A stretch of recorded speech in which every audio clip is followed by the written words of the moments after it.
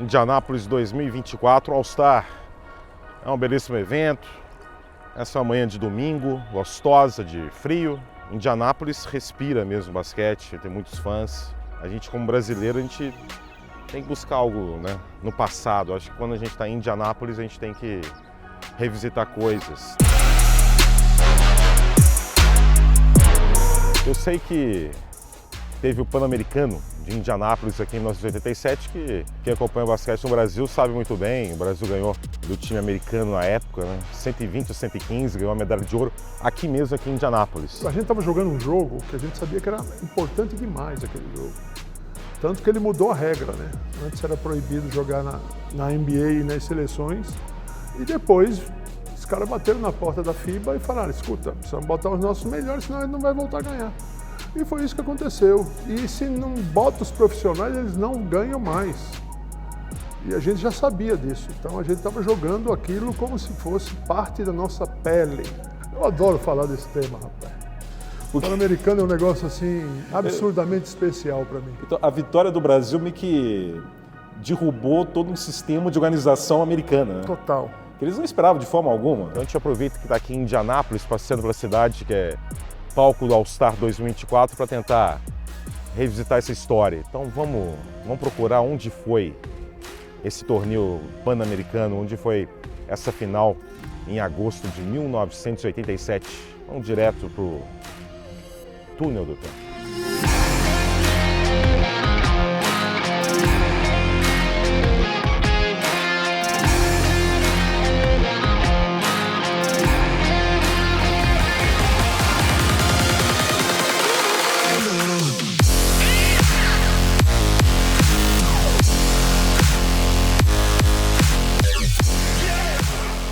Em 1987, a Universidade de Indiana, né, Indiana Hoosiers, foi campeã universitária. Muitos jogos no Hoosier Dome, que é um ginásio grande aqui no estado de Indiana. Mas no PAN de 87, os jogos de basquete não foram nesse ginásio, foram na Market Square Arena. E foi lá que o Brasil conquistou o ouro, né, no PAN de 87. Essa arena foi demolida em 2001. Então toda aquela história do Brasil ganhando o time americano em 87, o Oscar Schmidt, 46 pontos, o Marcel, 31 pontos, o Gerson também jogando muito bem, são de um ginásio, de uma quadra que não existe mais.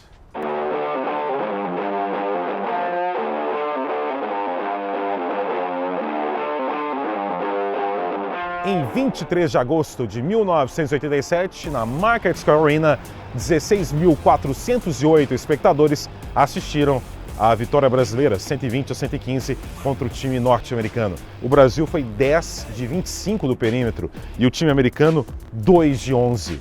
O Brasil teve 45% de aproveitamento de arremesso de quadra, mas principalmente 23 de 42 na segunda etapa, enquanto na segunda etapa o time americano foi apenas 16 de 46. Porque a gente tinha um timaço, cara. Nosso time era forte.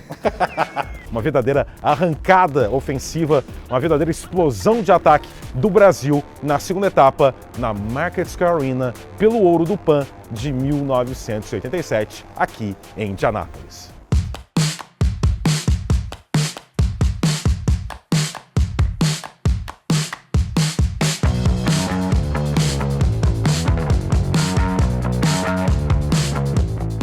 Uma placa em frente à Market Square Arena antiga, né, que agora é um supermercado, Whole Foods, indica que em 26 de junho de 1977 teve um show aqui nessa antiga arena do Elvis Presley, Elvis the Pelvis. E 10 anos depois, o Brasil venceu o time americano, aí o Oscar, o Marcel e companhia também estiveram aqui. Então o Elvis Presley em 77 e a seleção de basquete em 87.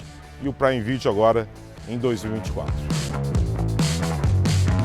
Bom, estamos aqui no supermercado, né, onde era a Market Square Arena. A primeira coisa que eu vejo quando eu entro são bolas de basquete. Eu acho que algumas das bolas de basquete que o Oscar Schmidt acertou, né? Isso aqui me lembra, né, que a Hortência estava acompanhando o jogo. Dá uma flor, Hortência. Não me pergunte mais sobre detalhes de quais são cada flores aqui, mas a Hortência estava no ginásio acompanhando. Teve uma hora da TV americana, no segundo tempo, que mostra a Hortência torcendo na arquibancada. No segundo tempo foi disputado aqui perto dessa área aqui, eu tenho convicção disso. Porque o primeiro tempo, o time americano terminou ganhando por 14 pontos. O Marcel acertou uma bola de 3 no último instante e reduziu para 14 a vantagem americana. E no segundo tempo o Brasil começou uma explosão de ataque e principalmente teve um momento que o David Robinson, que foi número 1 do draft de 87, ele foi para uma enterrada e se pendurou no aro e recebeu uma falta técnica. E a falta técnica era equivalente a uma falta a mais para o jogador. Foi a quarta falta do Robinson. O Robinson ficou pendurado e teve para o banco. E a partir do momento que o David Robinson, que era a estrela da equipe, foi para o banco com a quarta falta, o Brasil começou a ter uma explosão ofensiva histórica e uma arrancada incrível. Foi um grande momento do jogo, de virada da partida. Inclusive, com licença, esse jogo, o primeiro tempo foi complicado, né? A gente achava que ia perder, pô. E assim você não ganha de ninguém. Eu tenho muitos relatos de outros seus companheiros de equipe na época, falando que tinha uma figura que sempre falava que o Brasil podia ganhar. Sim. O Medalha. É esse. O Medalha era nosso assistente técnico. Sim. E dizia que o Brasil, se a gente metesse bola, a gente podia ganhar o campeonato. E ele dizia assim, com certeza absoluta. Deu no que deu, né? E até hoje ele fica falando, quem era o único cara que acreditava naquela vitória? Cara, essa derrota do time americano foi um grande abacaxi. Eu sou um repórter literal também aqui. A expectativa era vencer, então perder foi um grande abacaxi, pineapple, para o time americano, que depois perdeu em Seul, nos Jogos Olímpicos de 88, perdeu para a União Soviética na semifinal, e na Copa do Mundo de 90 na Argentina, o time americano universitário, sempre, né, perdeu para a Iugoslávia. Então foram 3 derrotas consecutivas que levaram à mudança de todo o panorama do basquetebol internacional, com a criação do time dos sonhos. Finalmente, jogadores da NBA passaram a representar equipes norte-americanas e também os poucos estrangeiros da NBA passaram a poder defender os seus países em torneios olímpicos e mundiais.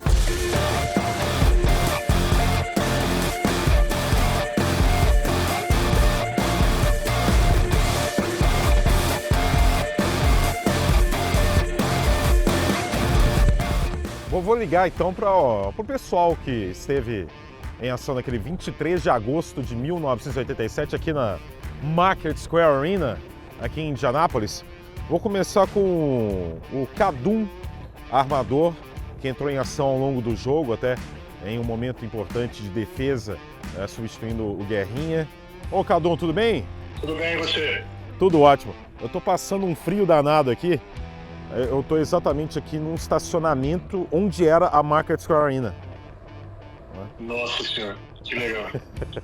Quais lembranças você tem, principalmente do momento mais difícil do jogo? Primeiro que eu fui titular em todos os jogos desse PAN, menos na final, porque o Ali Vidal tinha medo pela minha altura. Sim.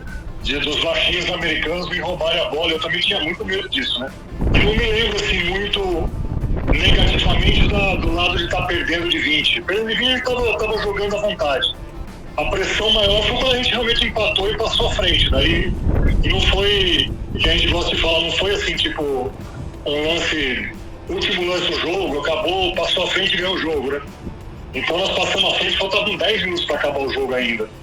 Então isso aí que me marca um pouco mais, assim, porque a gente teve todos esses 10 minutos para finalizar o jogo para segurar o time americano ainda. Então, essa vitória começou um processo de mudança do basquetebol internacional. Vocês têm noção disso, de que a vitória do Brasil no PAN iniciou esse processo deles falar, acho que já passou o tempo da gente ter os caras da NBA aqui. Os universitários ganharam muita coisa, né?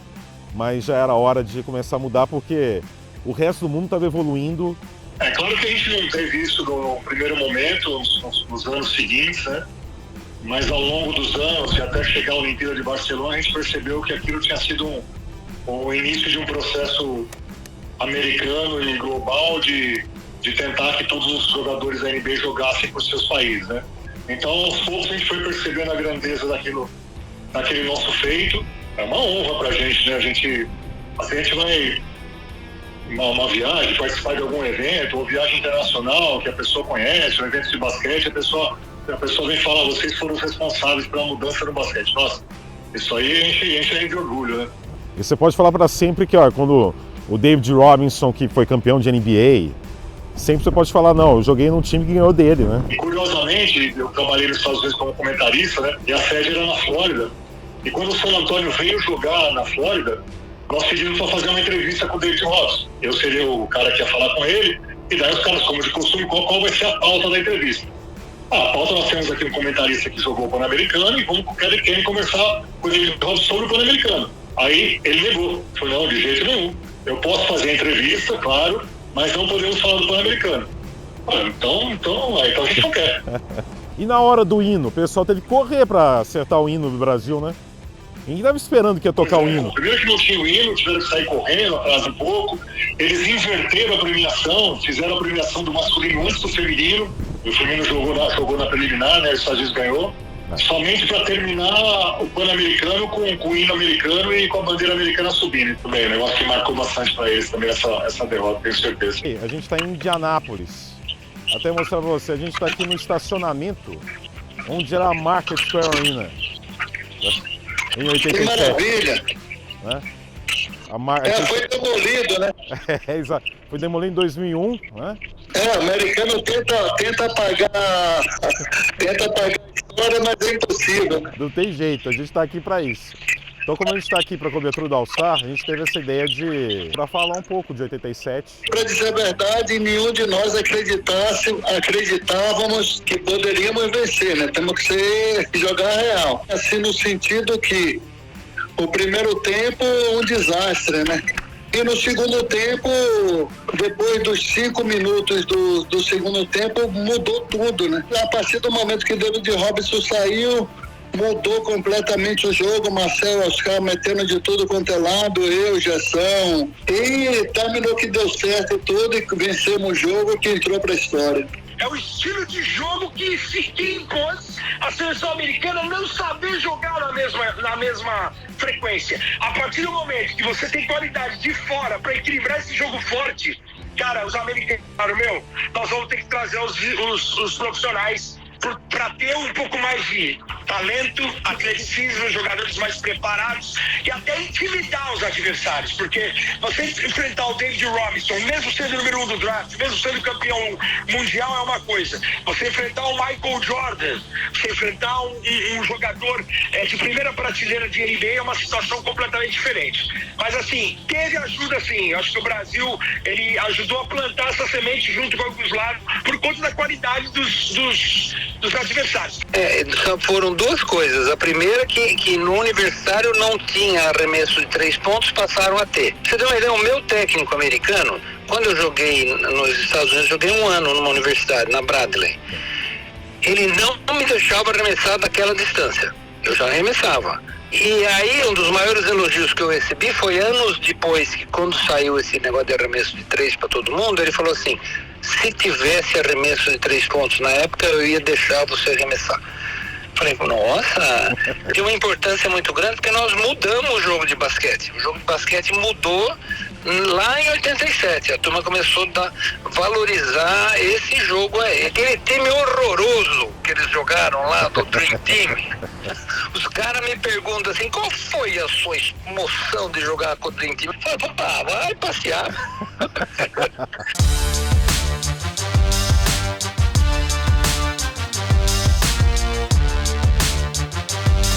Foi um momento de ouro do basquete brasileiro, cara. O técnico da seleção americana em 87 no PAN era o Danny Crum, técnico da Universidade de Louisville, que até durante o PAN teve uma entrevista que ele teve um lapso e esqueceu o nome do principal jogador da seleção brasileira, esqueceu o nome do Oscar Schmidt. Evidentemente, o destino fez com que ele guardasse eternamente o nome do Oscar e também o dia 23 de agosto de 1987, o dia que o Brasil venceu uma equipe norte-americana no território norte-americano, 120-115, num domingo à tarde aqui em Indianápolis, para a história eterna do basquetebol nacional. O ginásio não existe mais, demolido, mas a história fica para sempre. Brasil, medalha de ouro no PAN pela eternidade. Eu não acredito em coincidências. São bolas de basquete.